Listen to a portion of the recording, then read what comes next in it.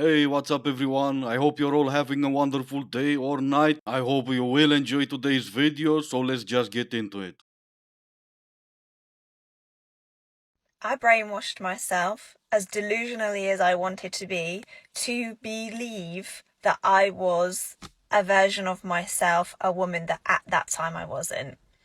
I don't care what anyone thinks about brainwashing and being delusional because, oh my god, it works. And that's all the amount of crazy I can take for today, especially since I just started the video. No one doubts that brainwashing and delusional works. Yeah, it works. But me, cause again I'm always gonna talk about myself, I doubt that the result you want is the result that you get. What is the benefit of brainwashing and being delusional if everything you've got you in fact didn't, because that's only in your head? Let me use an example and I'll read what this other lady have said. The humiliating realization that you like somebody so much that you romanticized almost every interaction just to realize they never thought of you like that and you're being completely delusional. See, by your standards, she would have been married. By her standards, waking up to the reality, she didn't have a relationship, she had an illusion.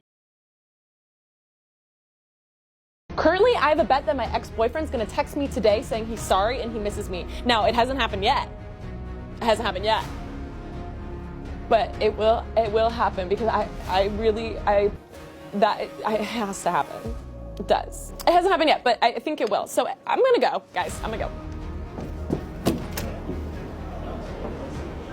And there's your proof right there. That's the danger coming out of TikTok and all the cretins that are giving the worst advice anyone ever heard. See, there you go, be delusional. They always come back. She was almost in tears because she was too busy living in the past, not getting over whatever relationship she had, not putting everything behind her, and not being able to move on. And it's cretins like the first one I've shown that is pushing these young ladies into mental breakdown.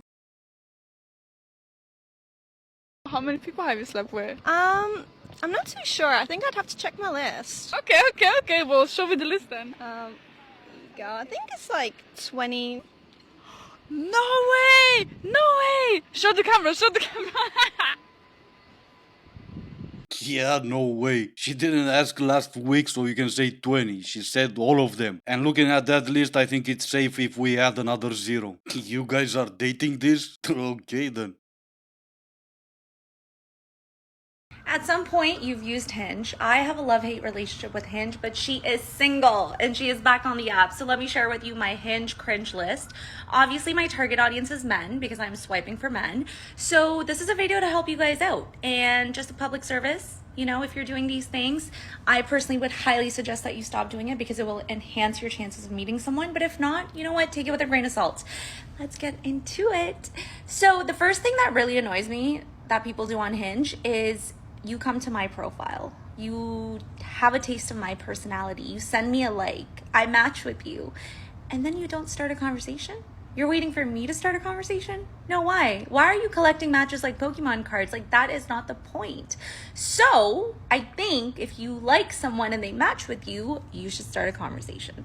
Second is, once we're talking, we're vibing, there's banter, you want to know a little bit more about me. You ask for my Instagram, I give you my Instagram. You send me a follow request, I follow you back. And then you go silent. No. You're supposed to continue the conversation on Instagram. You're not supposed to get my Instagram, creep me, and then fall off the face of earth. That's not how it works. Number 3 is that if I have a lot of pictures on my Hinge and you like the most provocative one, that's a rule of thumb. You just don't do that. You can admire it, you can like it, you can like, damn, she's hot. But don't like that picture. Like a prompt, like a wholesome picture. Now, another one is, speaking of pictures, if you only have selfies or if you only have like mirror pictures in the gym, that's really cringe. It's a universal experience for a girl. Have pictures with your friends, have a picture with your dog, your niece, with like being outdoors. You know, that shows a little bit of personality, and that like also shows you're not like only into yourself. Oh yes, she's still single. See, I had all my faith in you. I never doubted you for a second. I knew you could do it. But then just because you had an opinion, you assumed that by default I have two F's to give. You know I can choose by myself who I'm gonna give those F's to, right? And that's not teaching men how to get girls on dating apps or outside dating apps. That's teaching us pretty much how to get you. Those are what you want to see. Oh, a man looked at my profile, and first of all, men don't look at your profile. They look at the picture. But by any weird chance one of you read the actual text that's in her profile, obviously you saw her personality. Yes, it's that easy because she said so. Don't like that specific picture? Don't post it then. The personality that comes out of that specific picture is what made me swipe right or left or whatever on you in the first place. Don't only post selfies, post pictures of you being outdoor. Sure, but what about this one? Number one, please stop with your hunting fix. It's not for me. That's not why I'm saying it. It just always is more of a put off for the ladies to see it. So I think it's safe to assume that everything you've said, in fact, the both of you, you're not sharing an advice for guys. You're sharing what you like, what are your preferences. But since I had two F's to give and I found the two of you, I'm still gonna hold on to it because who knows what comes next. About 2 years ago, I read the book Why Men Love Bitches, and it actually changed my life. I'm not even being dramatic. Not even in the sense of when it comes to dating and how to get guys to treat you right, but it genuinely boosted my confidence in who I was times a million. So now I'm reading Why Men Marry Bitches. It's also always good to get a refresh, so let's see how this is. Updates to come. See, I told you. All of you guys made fun of me when I said, I am Batman. Cause like, dude, there's no way. I mean, I saw the movie, right? She read the book, I saw the movie. That counts, right? Oh wait, she read the book 2 years ago. And not only that she's not married, but she can barely get a date. Ah damn it, I'm Robin. I don't wanna be Robin. I wanna be Batman. Or maybe I need to watch a different movie. What movie do you guys think I should watch? And before you say anything like the 50 Shades of dog crap, I would rather watch Titanic. At least after the worst 3 hours of my life, I'll know how my story is gonna end. And between those two movies, I'm gonna cherish it. Bring it. Bring the salty cold water and the sharks. First question I ask when we go on a date, are you going to delete every off of your phone right now or no? And if they can't say yes, clipped, bye, done. I don't care. Granny's gotta go too. Oh, you don't believe in aliens? What more proof do you need? I did not even try to post the video like this. But no, back to the wonderful lady that I've shown in the first video. This is the result. This is what being delusional is all about. You think on my first date I'm gonna delete every single girl from my phone? Do you really think that on our first date I'm gonna do anything? Who are you? Who raised you? Bye, that's it? Do you even think you're gonna have time to say those words before I get up and leave? On another note, I didn't knew E.T. had a baby.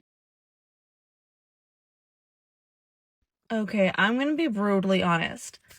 I am way too pretty and my ass is way too fat to have to wake up at 5:30 every morning to go to work and work. Okay, and I'm still waiting for that honesty thingy. Is there gonna be a part 2 or how do we do this? And what exactly do you mean 5:30 and work? Get with the times. You don't have work, you have a career. But how about that equality though? As I don't know about you, but I love some equality. Get up at 5:30, go to work, bring home the money cause daddy needs a new fishing rod. So I'm 30 years old, and at this point in my life, I'm starting to date men who are like a decent bit older than me. So we're talking about maybe around like 10 years older, like men who are in their early 40s. And I will say the difference between a 42 and a 38 is stark.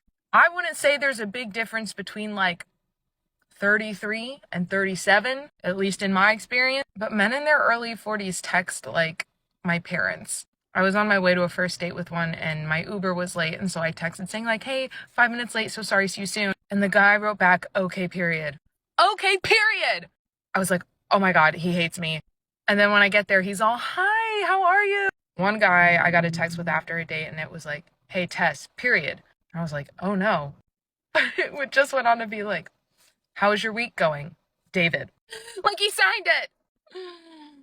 Part of me finds this endearing, but also please add emojis so I know you don't hate me. No one's hating you, princess. The problem you have, you're thinking in age when you in fact should be thinking in generation. You're pretty much talking about Gen Xers. The ones who grew up playing in mud outside with other kids. Not the generation that came after that only went outside when their parents wanted to get something going. Gen Xers got their first smartphone when? 2005 or something like that. Got their PCs, what, early 2000? Took them about 6 months and two 8-year-olds nephews coming to visit to learn how to even start that PC. My point is pretty much this one. Start thinking in generations and you'll be fine. No one's hating on you just because they added a period or that they signed their message. Who let Gen X off the hook?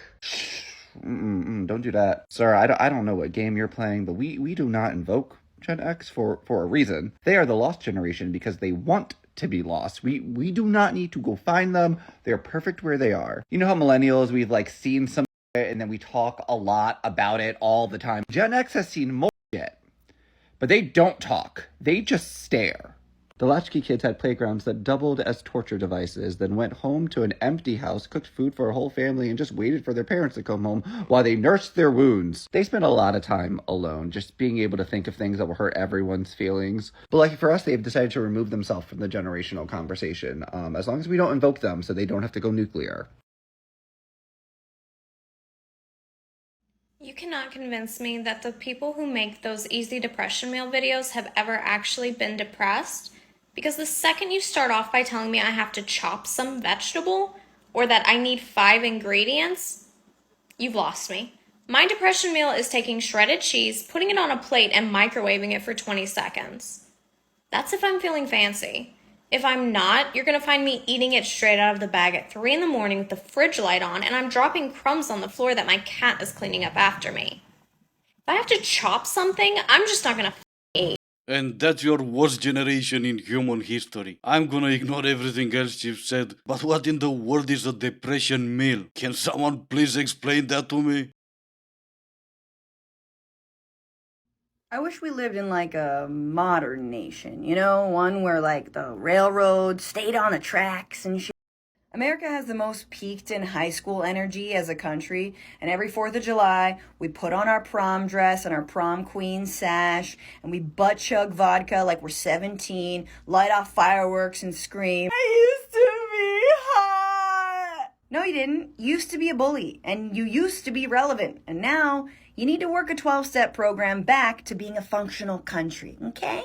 I know I'm probably gonna offend some of my American viewers, but keep in mind it's not my intent, especially not on the 4th of July. Also keep in mind that I'm just some lunatic living a half a world away with an opinion, and I'm gonna share my opinion because I am that lunatic. The way I see it, all these lunatics like the one we've just seen decided to come out of the woodwork and share them on TikTok on the 4th of July. Their opinion, I mean. Same lunatics that took part in the destruction of that country for years, and maybe especially in 2020, now they're complaining about what they've destroyed and they want to leave, move to Europe. First of all, no, we don't want you here. And second of all, stay there and reap what you've sowed. They'll also be the same one who take the knee, not in front of the flag, in front of the national anthem, complaining about the country they're living in, not even realizing they're able to do that because of the country they live in. I made this way too long, so I'm gonna shut up. But before I do, for the rest of you who still hold pride and honor and respect into your hearts and who still hold something sacred into your life, listen to your national anthem, raise that flag all the way high, celebrate your 4th of July like there's no tomorrow, and have the best 4th of July you ever had. And for the rest of us, sorry I didn't have a funny video at the end. I'll do better tomorrow, and this is gonna be it for today. As always, I do hope you enjoyed the video. If you didn't, I still appreciate you for making it this far. Thank you all so much for watching. Stay safe, and I will see you in the next one.